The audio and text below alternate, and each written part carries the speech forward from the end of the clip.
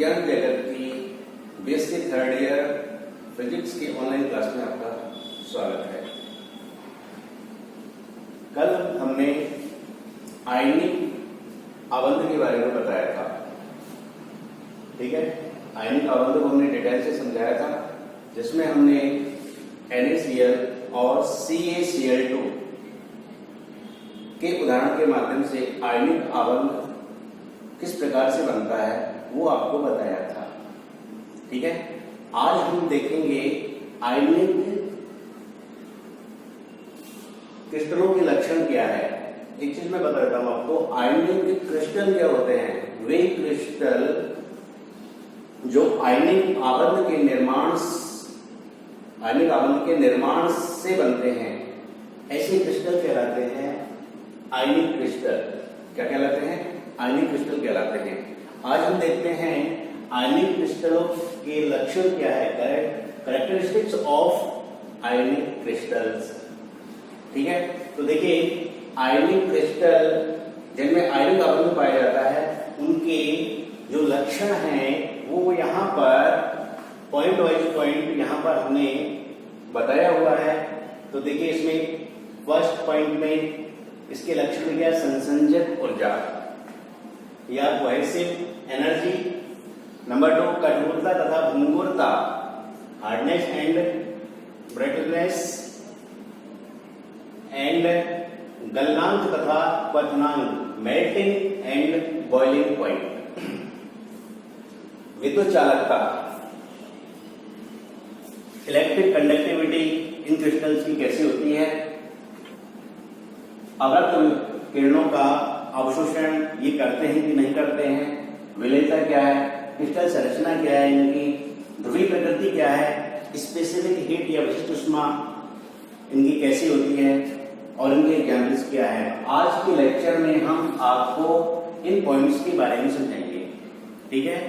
तो देखिए, आयनिक क्रिस्टलों में संसंजक ऊर्जा कैसी होती है। तो देखो, आयनिक आबंध जो बनता है ये प्रबल आकर्षण बल के कारण बनता है, प्रबल होता है। आयनिक आबंध की जो प्रकृति होती है वो कैसी होती है, प्रबल होती है। प्रबल होने के कारण जितना अधिक आबंध प्रबल होगा, उसकी संसंजक ऊर्जा जो होगी, कोहेसिव जो एनर्जी होगी, वह भी उतनी ही अधिक होगी, ठीक है। तो यहाँ पर संसंजक ऊर्जा आयनिक क्रिस्टलों की क्या होती है, अधिक होती है, ठीक है। हमें यहाँ पर इन पॉइंट्स के बारे में थोड़ा सा डिस्क्राइब करना, थोड़ा सा बताना है, ठीक है। दूसरा पॉइंट रखना है कठोरता तथा भंगुरता। देखिए, कठोरता और भंगुरता कैसी होती है इसकी, तो इसको देखने के लिए हम देखेंगे आयनिक क्रिस्टल जो आयनिक आबंध जो बनता है वो संयोजी इलेक्ट्रॉन्स के आबंध के कारण बनता है। किसके कारण बनता है? संयोजी इलेक्ट्रॉन्स के आबंध के कारण बनता है। और संयोजी इलेक्ट्रॉनों के से जो आबंध होता है वो क्या होता है, प्रबल होता है। कैसा होता है? प्रबल होता है। प्रबल होने के कारण इन आयनिक क्रिस्टल में कठोरता और भंगुरता का गुण पाया जाता है, क्योंकि आबंध जितना अधिक प्रबल होगा उसमें कठोरता उतनी अधिक आएगी। आबंध जितना दुर्बल होगा उसमें कठोरता नहीं रह पाएगी, ठीक है। ये कैसे होते हैं? कठोर और भंगुर होते हैं। किस कारण से होते हैं वो मैंने आपको बताया। जैसे देखिए, NaCl के क्रिस्टल है, नमक के क्रिस्टल देखे ना आपने, वो क्या होते हैं, एक सुसंकुलित संरचना में होते हैं। वो सुसंकुलित संरचना होती है उसकी, एक क्लोज पथ होता है उनका। तो उस संरचना में देखिए कठोरता होती है।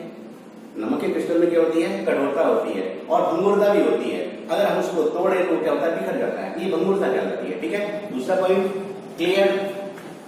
इसके बाद में गलनांक तथा क्वथनांक। गलनांक तथा क्वथनांक भी देखिए, यहाँ पर संसंजक ऊर्जा में हमने क्या बताया आपको, आयनिक आबंध जो होता है प्रबल होता है। प्रबल होने के कारण ये भी अधिक होती है, और आयनिक आबंध प्रबल होने के कारण मेल्टिंग एंड बॉइलिंग पॉइंट भी इनका क्या होता है? अधिक होता है। आइए समझे, ध्यान रखना है आपको, ये दोनों पॉइंट एक जैसे ही हैं। ये संसर्जक ऊर्जा में जिस प्रकार से आयनिक आवरण प्रबल होता है उसका ऊर्जा अधिक होती है, ठीक उसी प्रकार से गलनांक तथा वर्धनांक की क्या होते हैं, अधिक होते हैं, उच्च होते हैं। इसके बाद में है इलेक्ट्रिक कंडक्टिविटी, विद्युत चालकता क्या है। आयनिक क्रिस्टलों में विद्युत चालकता को देखिए किस प्रकार से हम समझा सकते हैं कि आयनिक क्रिस्टल जो होते हैं इनमें आबंध जो बनता है उस संयोजी इलेक्ट्रॉनों के सहभागिता से बनता है। किसकी संयोजी, हमने आपको बताया था सोडियम नियॉन 3s1 उसने अपने एक इलेक्ट्रॉन का त्याग किया था, ये संयोजी इलेक्ट्रॉन उसने त्याग किया था, इनकी साझेदारी से आबंध बनता है, यानी कि इसमें मुक्त इलेक्ट्रॉन्स का अभाव होता है, मुक्त इलेक्ट्रॉन्स नहीं होते हैं। जब मुक्त इलेक्ट्रॉन्स नहीं होते हैं तो इनमें विद्युत चालकता का गुण नहीं या कम नहीं पाया जाता है, इनमें विद्युत चालकता का गुण नहीं पाया जाता है। इसमें विद्युत चालकता का अभाव होता है, इसमें विद्युत चालकता का अभाव होता है आयनिक क्रिस्टलों में। आगे समझे। इसके बाद में अगला पॉइंट है अपना अवरक्त किरणों का अवशोषण। आयनिक क्रिस्टल जो होते हैं वो अवरक्त किरणों का क्या करते हैं, अधिक मात्रा में अवशोषण करते हैं। क्यों करते हैं, देखिए इसकी प्रकृति होती है कि ये अधिक तरंगदैर्घ्य वाली किरणों का अवशोषण कर लेते हैं और कम तरंगदैर्घ्य वाली जो किरणें होती हैं उसको ये अपने में से क्या करते हैं, पारगमित कर देते हैं। इसलिए अवरक्त किरणों के अच्छे अवशोषक होते हैं कौन, आयनिक क्रिस्टल। ठीक है। इसके बाद में विलेयता, इसके बाद में क्या है, विलेयता जो है सोल्यूबिलिटी इसकी क्या होती है। देखिए आयनिक क्रिस्टल वाले यौगिकों को हम किसी विलायक में घुले तो क्या होते हैं, आसानी से घुल जाते हैं। क्या होते हैं, आसानी से घुल जाते हैं। कैसे, नमक के क्रिस्टल को आप पानी में घुलिए, आसानी से वो क्या होते हैं, घुल जाते हैं। ठीक है, तो ये इसकी विलेयता होती है। इसके पश्चात क्रिस्टल संरचना, आयनिक क्रिस्टलों की क्रिस्टल संरचना कैसे होती है। तो आयनिक क्रिस्टल जो होते हैं इनकी जो संरचना होती है वो सुसंकुलित, कैसे होती है, सुसंकुलित होती है, बंद होती है, बंद आकार होती है। तो क्रिस्टल संरचना इनकी कैसी होती है, क्लोज बंद, कैसी होती है, क्लोज होती है, सुसंकुलित होती है। ये इनकी संरचना होगी। आपने देखा है नमक के क्रिस्टल्स को, देख सकते हो सुसंतुलित होते हैं वो। अगला पॉइंट है अपना यहाँ पर ध्रुवीय प्रकृति।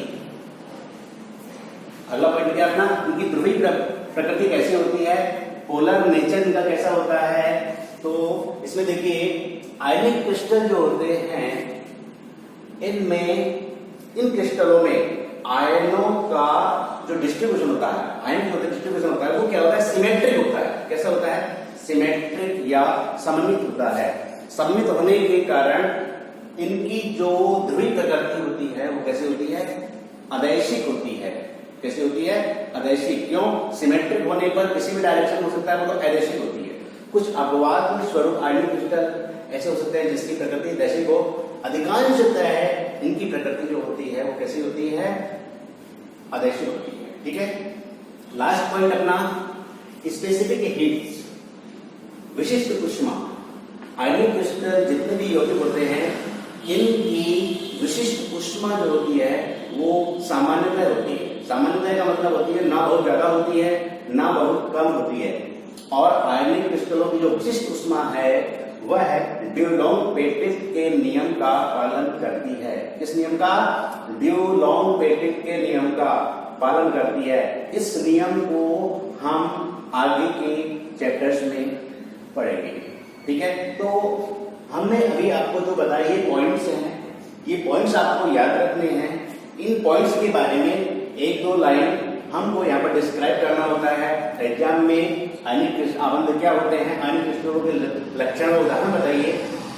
तो देखिए यहाँ पर अब एट लास्ट में आयनिक क्रिस्टलों के उदाहरण क्या क्या है, आयनिक क्रिस्टलों के कौन कौन से एग्जाम्पल्स हैं वो है यहाँ पर। देखिए यहाँ पर NaCl, ठीक है, CaCl है, सीजियम क्लोराइड, ठीक है, LiF है, लिथियम फ्लोराइड है, LiCl, ओनली क्या है ये LiCl, लिथियम क्लोराइड। तो ये जितने भी हैं आयनिक क्रिस्टलों के उदाहरण, कल मैंने CaCl2 में बताया था, ठीक है। ये आयनिक क्रिस्टलों के उदाहरण हैं।